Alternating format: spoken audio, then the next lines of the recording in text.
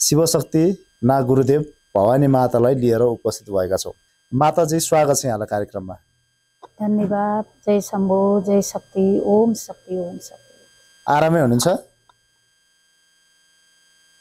अहिलेको परिस्थिति अनुसार त भगवानहरू के आराम हुनु, तर मान्छेको स्वरूपमा चाहिँ आरामै छ। हजुर। शक्तिहरूको स्वरूपमा चाहिँ आराम त्यति छैन नै अहिले। के कारणले गर्दाखेरि अब शक्तिमा त्यस्तो के चाहिँ केही असर पर्यो कि कोही कसैले त्यस्तो नराम्रो केही बिगारहरू त्यस्तो गरिदियो कि के कारणले गर्दाखेरि असर परिरहेको छ अहिले? अहिले यो हाम्रो मातृभूमि, यो देवभूमि, यो एउटा धरती, यो विश्व शक्ति नै अहिले यो कोप भएको बेला छ। अब यो अहिले युद्ध, यो किनकि जनमास यो मान्छेहरूको मात्रै युद्ध होइन, यो देवी देवताहरूको पनि युद्ध चलेको छ। यो धर्मको पनि धेरै युद्ध चलेको भएर अहिले यो शक्तिहरू एकदम कोप भइरहेको बेला छ। त्यसैले नै अलि गाह्रो अवस्था भएको। अब के गर्नुपर्छ, यसको सुधारको लागि के गर्नुपर्छ त्यो बारेमा छोटै भनिदिनुहोस्, अनि त्यसपछि हामी राष्ट्रसत्ताको विषयमा कुराकानी गर्नेछौँ।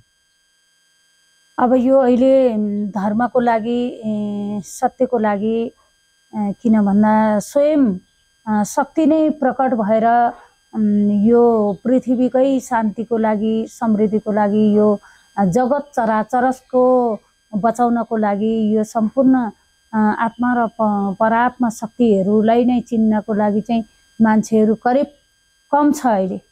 मान्छे कम छ अहिले, किन भन्दा जति मान्छे धर्मैमा बाहिर भएका भए पनि अब जति ज्योतिष शास्त्र पढेर होइन, जस्तै किताब पढेर, गीता पढेर, वेद पढेर भनौँ न, पढेको हिसाबले गरिरहेका छन् मान्छेले। उल्टो गर्ने, त सके म सक भन्ने, म जान्ने, त भन्दा म जान्ने होइन, यो भनेर चाहिँ युद्ध अहिले क्या। त जान्ने कि म जान्ने, तैँले सक्ने कि मैले सक्ने भएर चाहिँ अहिले यो यस्तो यो देशमा चाहिँ एकदम महामारी चलेको छ। कतिखेर बाढी, कतिखेर पहिरो, कतिखेर दुर्घटना, कतिखेर हावाहुरी होइन, कतिखेर चाहिँ मान्छेलाई मार्ने यो विपत्ति, यो जहाँसुकै यो आत्मशक्तिहरू चाहिँ यो कोप भएर यो जम्मै शक्ति भनेकै जुन हाम्रा कुल शक्ति, पितृशक्ति भनेकै देव शक्ति हो यो होइन।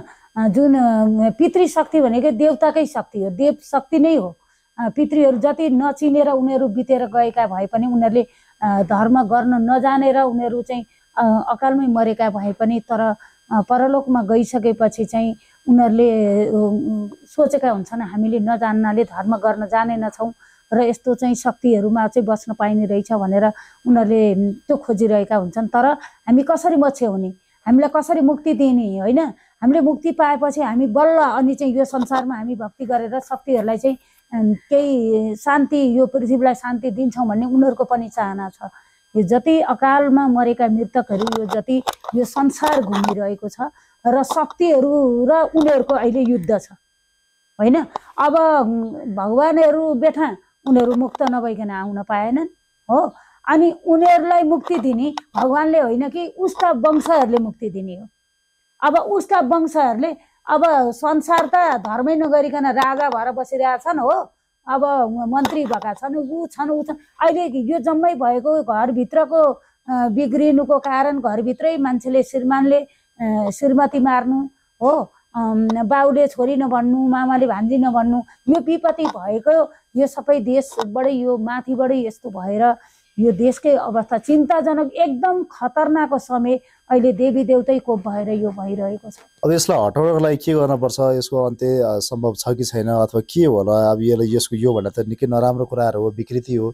अब म आफै एउटा हिन्दू जागरण नेपालमा हिन्दू महासङ्घको कार्यक्रम काठमाडौँ पशुपतिमा लाउनु भएको रहेछ होइन, सागर थापाहरूले। यो चाहिँ जुन तान्त्रिक सेवा सङ्घहरूले चाहिँ लाउनु भएको रहेछ, मलाई नि उहाँहरूले निमन्त्रणा गर्नुभएको थियो र म पनि गएँ त्यहाँ।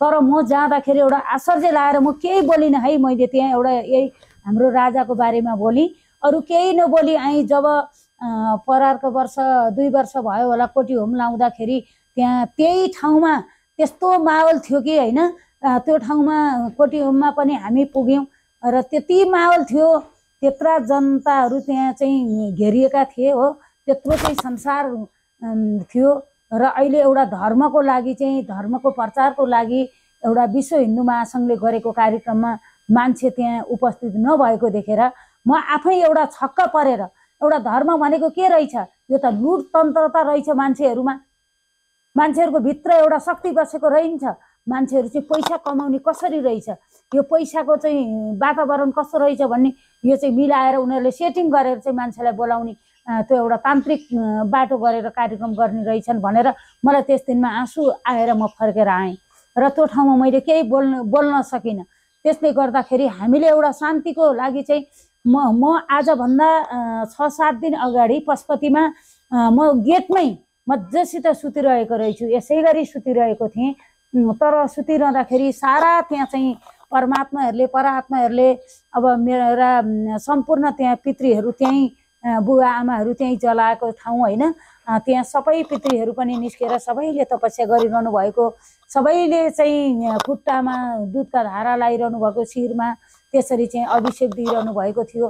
त्यस ठाउँमा म सुतिरहँदाखेरि सबै त्यहाँ जय जय भनेर घुमिरहँदाखेरि चाहिँ युद्ध भएर चाहिँ घुमिरहेको रहेछ।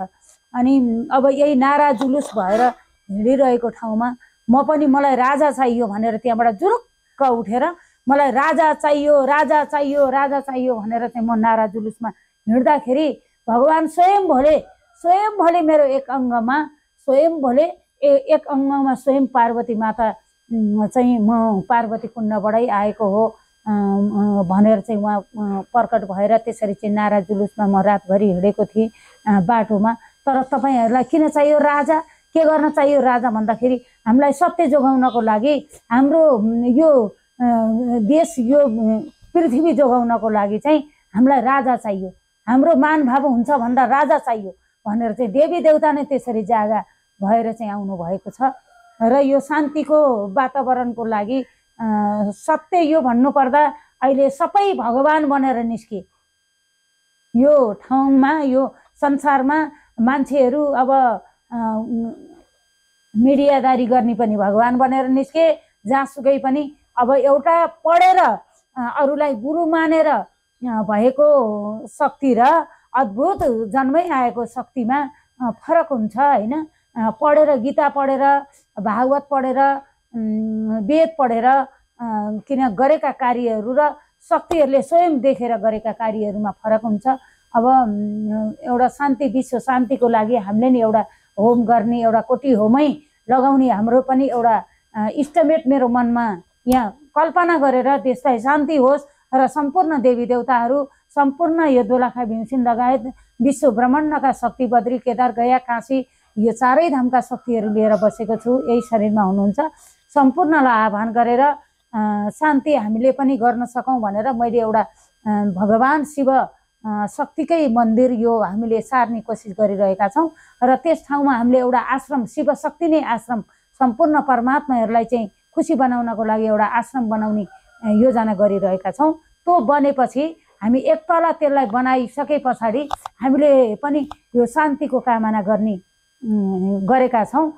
केही होला पक्कै पनि मैले टेकेको ठाउँमा अहिले भासिन पनि थालेको छ, त्यसैले मलाई बाहिर हिँड्न पनि गाह्रो भएको छ। यो देशमा शान्तिकै कामना गर्नुपर्छ। अहिले सबै पार्टीको झोला बोकेर हिँड्ने भए, सबै जति शक्ति बोकेर बसेका छौँ हामी भन्ने माता पिताहरू होइन, धर्मको नाउँमा होइन कि सबै पार्टी हुँदैन, शक्तिमा पार्टी हुँदैन, अनि देवी देवतामा भविष्यवाणी हुँदैन। त्यो त ज्योतिष्य शास्त्रले मात्रै भविष्यवाणी गर्ने हो, हामी चिना हेर्न पनि जान्दैनौँ हो, भविष्यवाणी गर्न पनि जान्दैनौँ। देखेको हुन्छ, सबै देखेको हुन्छ, तर भन्न मिल्दैन। किन भन्दा अब अहिले मान्छे पत्याउँदैन अनि अर्को कुरा विश्वास गर्दैन हो। विश्वास नगर्ने बित्तिकै शक्तिहरू कोप हुनुहुन्छ फेरि, अनि कोप भएपछि त फेरि विपत्ति आइपरिहाल्यो। बरु कसैलाई केही पनि नभन्ने, हामी आफ्नै सुरले ध्यानमा बस्ने, सकेसम्म शान्तिकै कामना होस् भनेर गर्ने हो। अब हुँदैन भने आफूले खनेको खाल्टामा पर्छ।